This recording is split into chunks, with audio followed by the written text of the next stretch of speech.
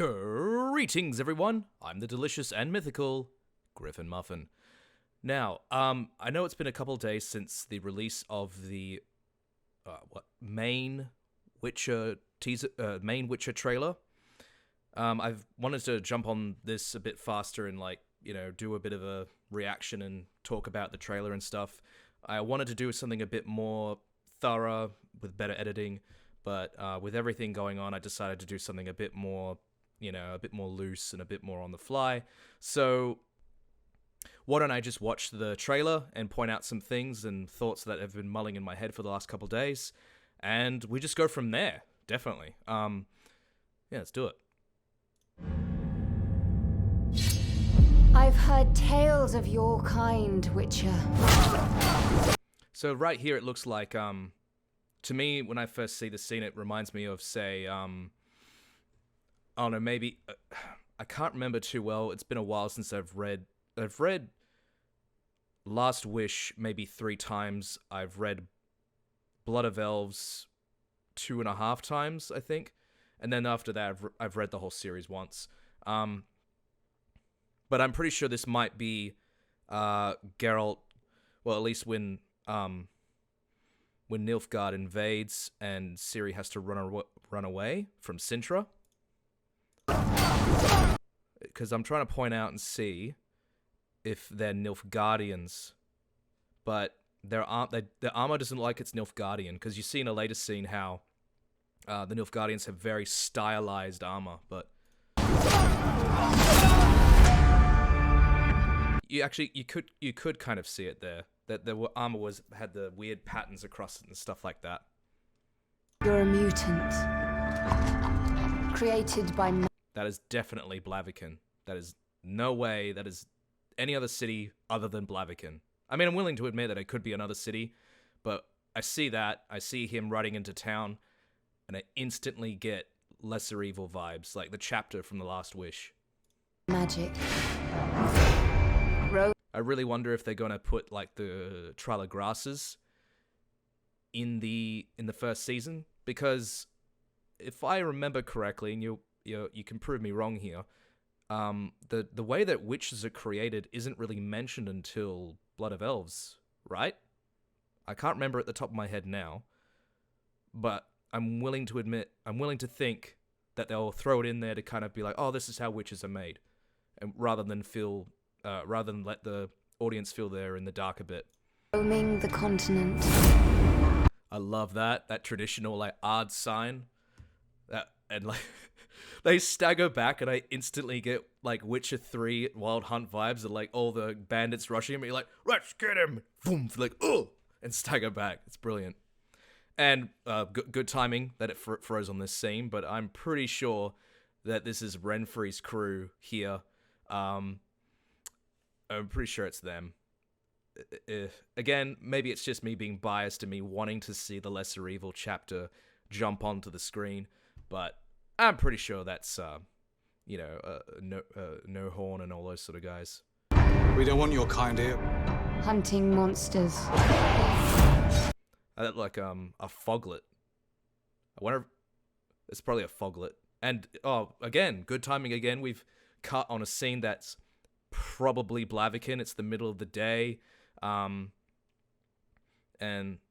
Geralt's dressed kind of not in armor and stuff. So obviously, in the Lesser Evil chapter, he kind of rushes out of the house, like he just grabs his sword and runs out. So I can imagine this is him definitely like not fully suited for battle. For a price. I thought you'd have fangs or horns or something. I had them filed down. So I just wanted to freeze on this bit in the video with, from what I understand, this is like Yennefer, like post metamorphosis. She's been she's doing magic and enhancing her appearance over time, and this is the end result. And this really does remind me of the Yennefer that we get from the books, and of course it reminds us of the ones from the game. But regardless, talking about Henry Cavill here as Geralt, like, you get that he has that gravelly voice down, like, and you get that, you can see how he's played the games, but he's also read the books, and he's melded both of those Geralt's together. He's got that gravelly, growly voice, but he's got that sarcasm. It's perfect. And I love Superman. One of my biggest other fandoms that I like is Superman. So having Henry Cavill as like one of my most favorite characters in any media is amazing. But I can tell that when he's playing Geralt and when he's playing Superman, like you don't get like, oh, he's just doing the same shtick between both of his roles. You really do see that he has range. Place of power. It's gotta be. People call you a monster too. Like, more than anything, this indicates that Lesser Evil is in the show. I mean, we've had hints from the previous teaser trailer, but the fact that he's being stoned, he's facing someone who might be the alderman of Blaviken, and seriously, he's covered in blood. This is Blaviken. Why? Now, I can't remember who this is. Is this supposed to be Triss? So after a brief, about 2-minute Google search, this is probably Renfrey, judging by the IMDb cast. So obviously they meet up at some point. I mean, in the chapter they meet up in Geralt's room and stuff. Maybe they meet outside of that. Who knows? But this is probably Renfrey, in my opinion. Not kill them. Because then I am what they say I am. All of our choices draw our destinies closer. So definitely we're jumping into Queen Calenth and Ciri and stuff and her dying, and definitely looking forward to like seeing the start of Ciri's journey at this point here and where that's jumping off of and everything. I mean, we're only getting 8 episodes, I believe. So I'm wondering where all of this is going to fall into place. It's definitely something like, how are they really going to try and like make it just kick off at a certain point and then expect a second season? Have they got that ready? Or are they really planning on getting everything in a tight, neat bow within 8 episodes, juggling the stories of Geralt, Yennefer, and Ciri? If he is out there, there is still hope. Some of the scenery in this place is amazing. I know they went into a lot of places of Eastern Europe to capture some of the landscapes and stuff for the filming in this series, and I'm so excited to see that side of it. Actually, one of the things on my to-do list is to go to places like Poland and see all the countryside and stuff. It would be amazing to see this sort of setting. And I think it will be rather different as well, because the sort of landscapes you see in a lot of medieval fantasy is like England, France, Germany, all that sort of stuff. But just to go a little bit to the east and, all that sort of stuff, all that sort of area, have a different kind of geography and stuff. I mean, it's not going to be radically different, but it will be new at least. I have to find Geralt of Rivia. Now this definitely looks like I forgot the name of the chapter, but definitely in Last Wish, when Geralt's at that dinner party for Queen Calenth. Yeah, definitely for that. And there's a fight scene that breaks out in it, so more evidence to that. He's dressed rather well-to-do, or this could be the coup at Thaned, because in both if I remember correctly, at Thaned he's caught without a sword, right? I remember that being a big issue about how he was like pissing on the balcony and like he was just like taken and like he was pretty much taken prisoner like immediately and he couldn't fight back. However, here he has a sword. But I don't remember him having oh no, he did have a sword in that chapter in The Last Wish. But again, opening discussion. I mean, this is a live thing. I haven't prepared for this or anything. Don't judge me. It's Roach. But it's strange to see Roach not glitching like against like at a fence or something and just being like, so I don't know, maybe it's maybe it's too good to be true. They say witches can't feel human emotion. What do you... The bathtub scene. The bathtub scene. This means we have Shard of Ice, which is in Sword of Destiny, which is going to be a pretty interesting sort of chapter to come about in the show. I mean, even back in the day when I discussed Shard of Ice in some, I think it was on a subreddit one time, you can see how there's a big divide on people who use that chapter as evidence of like, oh yeah, Yennefer's a bitch and everything like this. And I was on that boat for a little while as well, until I reread the chapter a few times, and I kind of got the idea how both Geralt and Yennefer are wrong in some way in how that went down. But having that exposed to a general audience, it's going to be very interesting on how they react and everything like that. It'll be pretty interesting. believe in? But also could be a potential shit show. Evil is evil. See, oh, luckily I froze on this bit. See, this is this like, veiny, tendrilled armor that you see for the Nilfgaardians. You see they have these the half helm with the visors across it. It's not completely enveloped down here. When I first saw the trailer, I was a little bit kind of, oh, why have they done this? And I think it is to make the Nilfgaardians distinct from people of the Northern Kingdoms, because if you do that, people can actually distinguish them on a battlefield, and also to kind of make them appear as more foreign, maybe. I mean, I would think that if you just give these dudes black armor, like it's mentioned in the books, like it's transpired into the video games, you'd think like, oh, that's enough. But you know, it's their show; they can do what they want, and I'm not really opposed to it. I'm just curious as to why they did that. But I won't interrupt the next few seconds. Lesser. Greater. Middling. It's all the same. See, that's amazing. He nailed it. Fucking nailed it. It's amazing. Oh, well, but all right, to actually analyze a little bit of what just happened. So we have Cahir here. That's weird to say. Again, we have this. You have this veined, this tendrilled armor. Kind of looks like you know, like when paper towel gets wet, and gets stuck on something. Also looks like wrinkled clothing. A very interesting sort of thing. And when I first saw this trailer, I thought this was like someone from the Wild Hunt, which didn't make much sense, because obviously he doesn't really have the pointed ears, but I'm like, oh, we don't know what they're doing with the elves and all that sort of stuff. And I'm like, and this sword as well really kind of gave me Wild Hunt vibes, but that's from the video game, really. But obviously that's Cahir, and you can see in the middle here how there's the golden sun, so, you know, it's Cahir, and he's on the IMDb, so.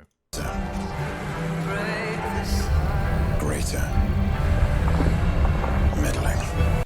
I reckon this bit here, that is definitely the last wish. I think that's when, like, you know, he's, you know, talking, like, he's trying to save Yennefer from the Jinn, and he's like, all that chaos is happening around him and stuff. But that's just pure speculation and bit of wishful stuff on my part. Middling. It's all the same. Perfect. Absolutely perfect.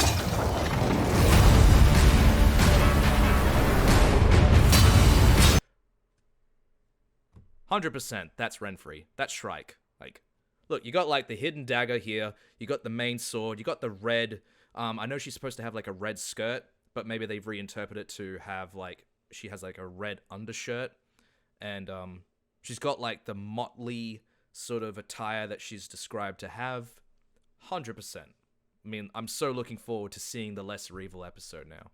And I'm wondering if it's like going to be a whole episode, or it's going to transpire across 2 episodes.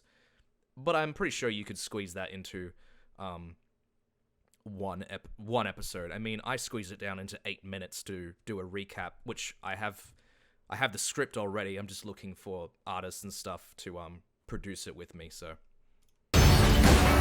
Princess Cirilla is your destiny. see, this bit is pretty interesting as well. Yennefer with a king. Not really sure who this might be, what bit this might be. I assume this might, if I remember correctly, Yennefer kind of hangs out with some king in one of the Sword of Destiny chapters, I think. So that could be that. And what else do we have here? We have another battle scene. You got to admit, man, like, the voice that he has for this character is perfect. You know, but he's got that growly voice and that gravelness and the gravitas in that voice. I can hardly tell it's Henry Cavill sometimes, you know? He's just got it down. It's perfect. If you dismiss it, Geralt! You will unleash. See, this bit is also something that didn't raise eyebrows, but it was like, I'm wondering what they're doing here. I do remember in one of the later books, and I'm pretty sure it's Tower of the Swallow or Lady of the Lake. It's one of the last two that Ciri has a series of visions that kind of foretell the end of the world, but she also has one in Blood of Elves that give her a very prophetic sort of prophecy, a vision of the end of the world when she takes the White Gull potion in Kaer Morhen. So maybe this might be it here, and we get to see Kaer Morhen. You know, that would be pretty cool. Now, this is something I really wanted to touch on with the upcoming Witcher series, is this expansion into more battle scenes. And it's very interesting that they're doing this. As far as I know, there weren't a lot of battles written in the main series. Yes, there are battles. There's the Battle of the Yaruga. There's the Battle of Brenna, the Battle of Sodden Hill, and also you have Battle of Brenna, which is written from the perspective of that halfling. I forget his name right now, but he's a surgeon along with Shani and stuff, and it's told from a very good perspective in that sense because it gives this really gritty, down-to-earth description of a battle, like a traditional medieval battle. And when they talked about, as I was saying, so the character of Jara, I'm sorry, I can't pronounce his name. I always like read it in my head, but saying it out loud, I don't actually know how to pronounce his name. Jara, the scribe that has a crush on Ciri back in the monastery. So he's enlisted into the military, and like you have this real down-to-earth, extremely well-described feeling of what it might be like for just some commoner to enter the army, and you know he's enlisted into the poor fucking infantry, you know, and they talk about the latrines and the open ditches for the latrines, and it's such a brutal way to describe medieval warfare, like medieval European warfare, and it was like that. And I think from the books I preferred that very personal description of what it's like to get into a battle, to have that the enemy rushing at you and stuff, you know, that like Jara talked about how like he was just so shit scared, and having a more of a focus on these big epic battles, you know, I can't really tell where this might be. Apparently on the wiki it says like the Battle of Mandalene, which I'm not really sure in the books where that might be. I think what's happening is why we're seeing more of these battles in The Witcher, and why we might be seeing more battles is because, well, first of all, like I can't say what it might be like to write a book like The Witcher series, I should say, from Andrzej Sapkowski's point of view, what he wants to do with his story. Was it difficult for him to write these sort of epic big battles, or did he really want to focus on characters, just individual characters, and if they enter a fight, he wants to tell the event in a different scope. But since we're having these epic battles, I think we're getting a crossover of what people want to see, as in the general audience want to see, and having the technology and the production value, for one, to actually recreate these epic battles that are mentioned in The Witcher, to have them on the screen, is going to be a big selling point for this. And I think that's why we're getting a lot of this catchphrase on the internet of like how The Witcher is going to be the next Game of Thrones, because the Game of Thrones series did make big epic battles like a big selling point. You know, like everyone remembers the Battle of the Bastards, you know, and how awesome it was. And having something like that put into another series will definitely help people like it more, I guess. But I'm happy to see it. Calamity upon us all. I'll take that chance. I love this little how the font, how the title has like these little symbols down the side. It really, because I've done a lot of like research into symbology, in particular to Eastern Europe, and these are very Slavic symbols here. It's really cool how they've done their research with that.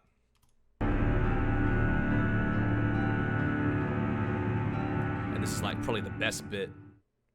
December 20. December fucking 20. We finally have a release date after what? 2 years since this was first announced? And it's amazing that it's finally here. That in what? A month and a half, we're going to have The Witcher Netflix series finally available to watch. It's really awesome. It really makes me happy to see this. Like, I don't know what else to say, but obviously from what we've seen, what we've gathered, it's really sticking to the books. I mean, we know for certain we're getting a lesser evil chapter as an episode, most likely. And then you have the bathtub, which means there's a shard of ice. And we've had instances in the teaser trailer where we saw that there's a Striga, or what one could guess to be the Striga, and also juxtaposed to the fact that he's in a crypt and he's fully armed and ready and stuff like that. Definitely the Witcher chapter from The Last Wish. I'm just wondering what they're going to cherry pick to put into the 8 episodes. Is the story going to be completed by the 8th episode, or is it going to, kind of start transitioning into the Blood of Elves, and then go up season 2, the rest of the story arc? I think I'm just like super happy to finally see this come to fruition. I mean, so for those who have been with my channel for a long time, like I started off doing like shitty gameplays, and then eventually when the Netflix when it was first announced, I did a video essay on how like, wow, I'm so excited, this is what they should do and stuff like this. The Witcher Netflix series really actually sparked what I wanted to do with my channel. Like, I wanted to do video essays after that, and to actually have the release date, and like under 2 months I will be watching this show. It really makes me happy. And also, like, The Witcher is a very important franchise to me, because before I read The Witcher as the books and played the games, I never really thought that you could do really interesting things with your characters in medieval fantasy. I know they had like they could be cool characters and stuff, but I never thought they could have such major growth. It may sound weird because other people are like, oh, what about these other books and stuff? But that was my experience. And it really inspired me to change the way I write in terms of my own work and stuff, my short stories and everything. I think about it with a lens that came from the inspiration of the Witcher books by Sapkowski. So I owe a lot to The Witcher, I really do. And that's why I love making the content for the Witcher video games, for the Netflix series, for the books, when I can, obviously. And I'm really excited to see it. And I hope you are too. And if you want to talk about what I mentioned down below, or talk about how shitty this video was, because it's just me with a webcam and watching the thing, I don't mind. Share this video with your mates, and I'll catch you later.